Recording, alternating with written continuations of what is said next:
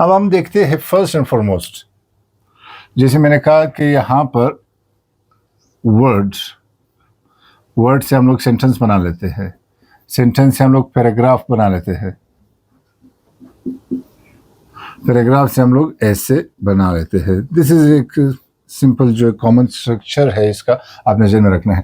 अब हम आ जाते हैं पैराग्राफ पे।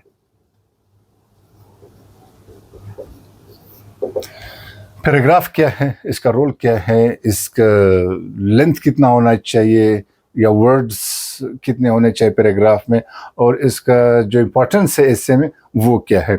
अच्छा, in very simple words I am trying कि आप मेक यू अंडरस्टैंड कि पैराग्राफ क्या है और उसमें लिखते किस तरह है, इसका स्ट्रक्चर क्या है। डियर स्टूडेंट्स, आपने देखना यहाँ पर है सिंपली कि क्या है, means series of sentences, series of sentences, ये पैराग्राफ है हमारे पास। This is called known as paragraph.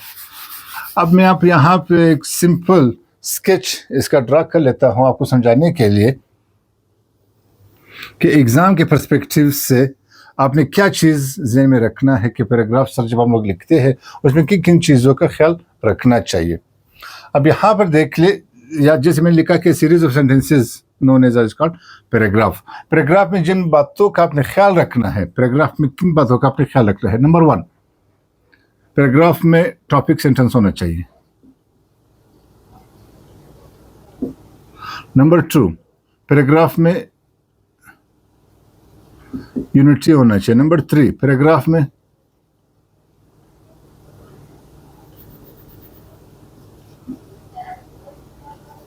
Coherence होना चाहिए। नंबर 4,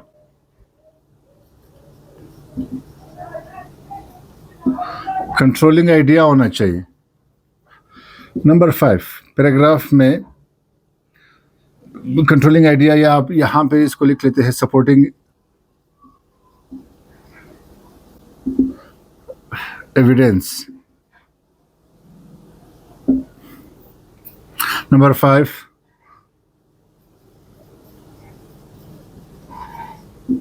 कंक्लूडिंग सेंटेंस होना चाहिए। अब इन्हीं 5 चीज़ों के यहाँ पर मैं स्केच के ज़रिए से आपको समझा लेता हूँ कि हम लोग जब लिखते हैं तो किस तरह इस चीज़ों का ख्याल रखना चाहिए।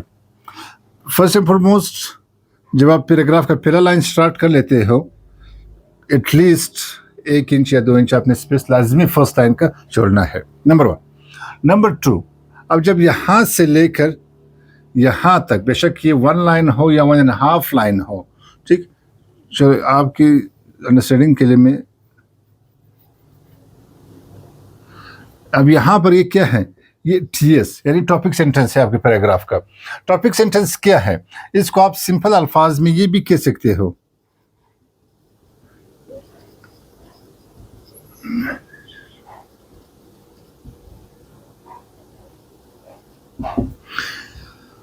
Mini thesis statement. अब मिनी थीसिस स्टेटमेंट क्या है, जब हम लोग ऐसे पे आएंगे थीसिस स्टेटमेंट में आपको समझाऊंगा, या पर आपने कंफ्यूज फिलहाल नहीं होना है।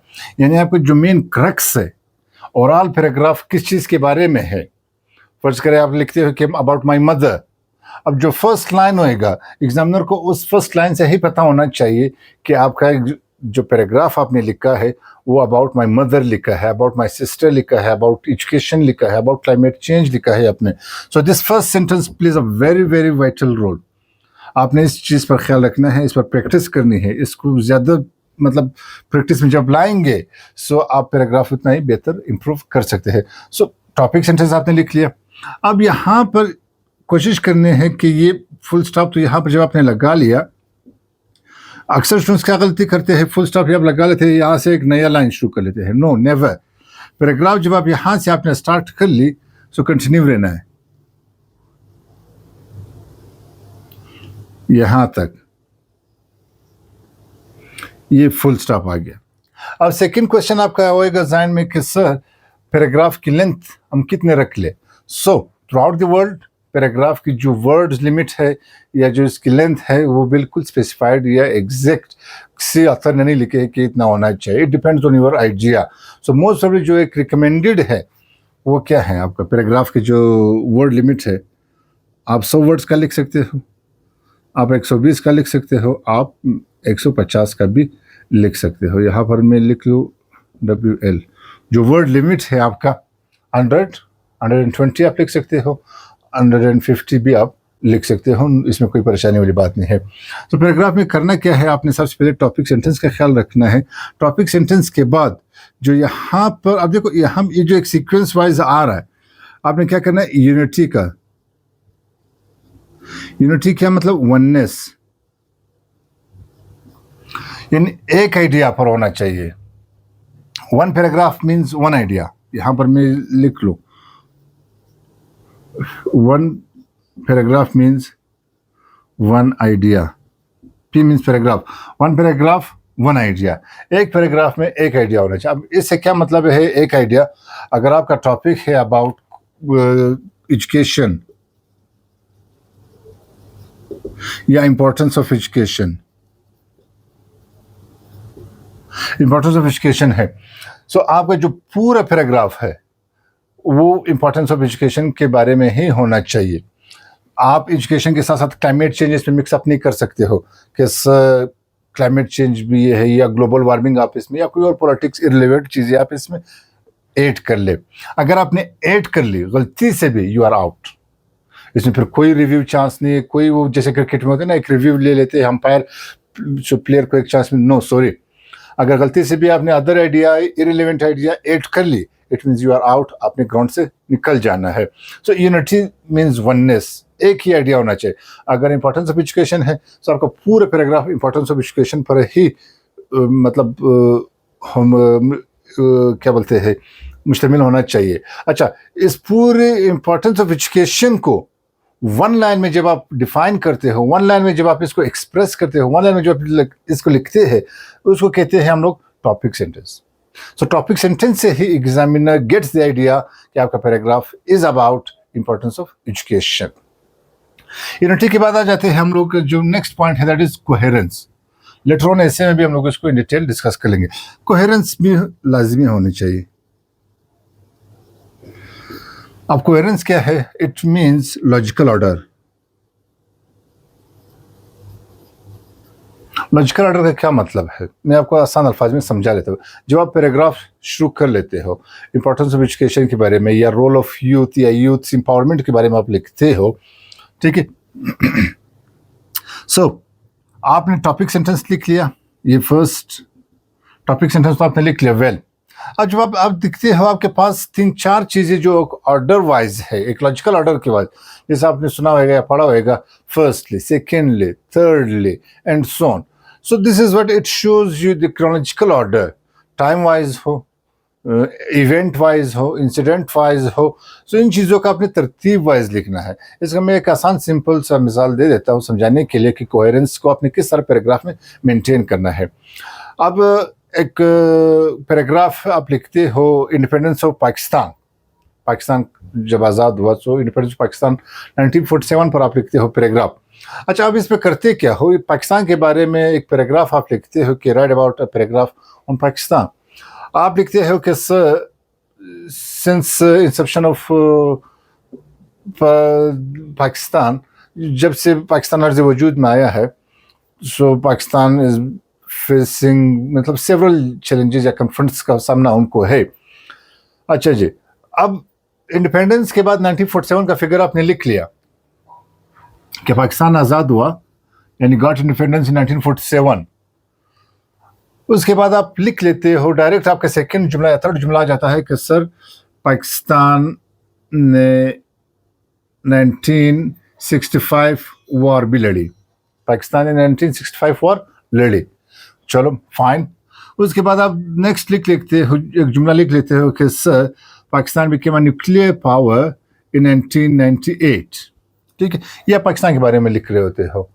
अब यहाँ पर देखो 1947, उसके बाद आप जंप करे 1965 को, इसके बाद आप जंप करे 1998 को। आपको अगेन ख्याल आ जाता है कि सर पाकिस्तान से ईस्ट पाकिस्तान अलग हुआ 1971 में, जो एक मतलब सेड वो है कि अब 98 के बाद आप क्या लिखते हो कि 1971 में 1971 में ईस्ट पाकिस्तान पाकिस्तान से अलग हुआ। 1971 के बाद आप आगे लिखते हो कि सर पाकिस्तान एक इस्लामिक रिपब्लिक बना 1956 में। अब 1956 के बाद आप आगे आ जाते हैं कि सर पाकिस्तान में जो कैटास्ट्रॉफिक अर्थक्वेक आया 2005 में। 2005 के बाद आप आगे मतलब इस तरह सीक्वेंस वाइज आपकी वो एक राइटिंग नहीं है। आप एक बार डेट लिख लेते हो 1947 में ये हुआ सर, 65 में ये हुआ, फिर आप कहते हो कि सर नहीं 1971 में भी एक इंसिडेंट हुआ, सो जंप कर रहे हो। This is what violation of coherence. Coherence में होता क्या है कि आपने एक क्रोनोलॉजिकल ऑर्डर, चाहे वो टाइम वाइज हो, चाहे वो ईयर वाइज हो, चाहे वो एज वाइज हो, चाहे वो इंसिडेंट वाइज हो, चाहे वो सीनियरिटी वाइज हो, जैसे क्लास में ग्रेड्स होते हैं ABCD एंड सो ऑन। आपने यहाँ पर भी 1947, 1965, फिर 71 आना है, फिर यहाँ पर 1956 आना है, 97, 98 एंड 2005 आना है। So keeping this chronological order, this एक year order is known as coherence in your essay। आप जो भी लिखते हो, जब आप किसी भी कॉलम पे पढ़ते हो, जब वो एक इवेंट या एक इंसिडेंट के बारे में बता रहे होते हैं, वो ये नहीं कहते कि 2005 में ये हुआ, फिर 2025 के बारे में बता जाए, अगेन जंप कर 2008, नहीं। वो जब शुरू कर लेते हैं कॉलम में, वो जब एक इंसिडेंट को रिपोर्ट कर रहे होते हैं, सो 2005 से लेकर एंड सो टिल 2025 तक वो उसको रिलेट कर लेते हैं। So this is what coherence जो पैराग्राफ में लाजमी होनी चाहिए। अब मैं आपको एट द एंड फिर दिखाऊंगा पैराग्राफ्स कि कोहेरेंट पैराग्राफ्स किस तरह होते हैं, यूनिटी वाले पैराग्राफ्स किस तरह होते हैं, एंड विदाउट कोहेरेंस हमारे पैराग्राफ किस तरह होते हैं।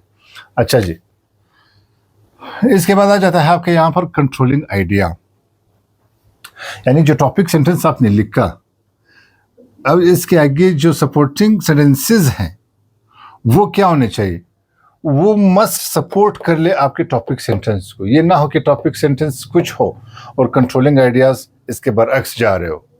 टॉपिक सेंटेंस आपने लिखा, अब उसको सपोर्ट भी तो चाहिए, उसको डिफेंस भी तो चाहिए, आप उसको डिफेंस कर ले अपने स्टांस को। यहाँ पर आपने जो भी स्टांस लिया है, इधर वो मिथ हो या रियलिटी हो, तो उस मिथ या रियलिटी स्टांस को डिफेंस करने के लिए, उसको फैक्ट्स एंड फिगर्स के साथ प्रूफ करने के लिए आपको क्या चाहिए, कंट्रोलिंग आइडिया चाहिए, ताकि आपके टॉपिक सेंटेंस को वो डिफेंस कर ले, ताकि आपके टॉपिक सेंटेंस को वो कवर अप कर ले। सपोर्टिंग एविडेंस चाहिए with the help of facts and figures. अब मैं समझाऊंगा कि इसमें कंट्रोलिंग आइडियाज किस तरह होते हैं, इसके बाद हम लोग लिख लेते हैं इसको। अच्छा, कंक्लूडिंग सेंटेंस आपका होना चाहिए। कंक्लूडिंग सेंटेंस क्या है सर? जो भी टॉपिक सेंटेंस आपने लिखा है यहाँ पर आपका CS होना चाहिए, यानी कंक्लूडिंग सेंटेंस। आसान अल्फाज में यहाँ पर आपका जो भी स्टेटमेंट था, यहाँ पर आपका जो भी स्टांस था, उसी स्टांस को यहाँ पर आपने लिखना है, उस बट विद डिफरेंट जॉर्गन्स।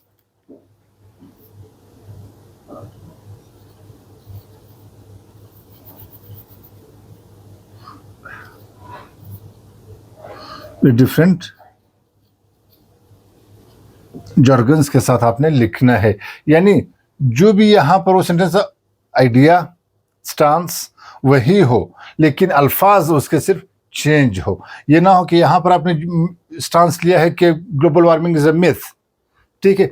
अब जब यहाँ पर आप आ जाते हो, यहाँ पर आपने फैक्ट्स एंड फिगर्स दे दिया, एट द एंड आप कहते हो कि oh sorry yes sir, global warming is a reality, hence it has been proved that global warming is a reality। अब आपका जो स्टांस वहाँ पर था, यहाँ पर आपने चेंज कर लिया। अगर ये गलती भी की, सो इट मीन्स आप पिच से आउट है, अपने क्रीज से निकलना है, आउट ऑफ द ग्राउंड। कोई भी रिव्यू चांस आपको दोबारा नहीं मिलेगा। आपने करना क्या है, idea remain the same, stance remain the same, but with different jargons, with different words. So ये एक बेसिक जो कॉमन स्ट्रक्चर है आपका पैराग्राफ का। अब मैं एक पैराग्राफ शॉर्ट सा लिख लेता हूँ यहाँ पर, आपको समझाने की कोशिश करूँगा कि इसमें कोहेरेंस एंड यूनिटी किस तरह इन लोगों ने मेंटेन की हुई है। So let's see it.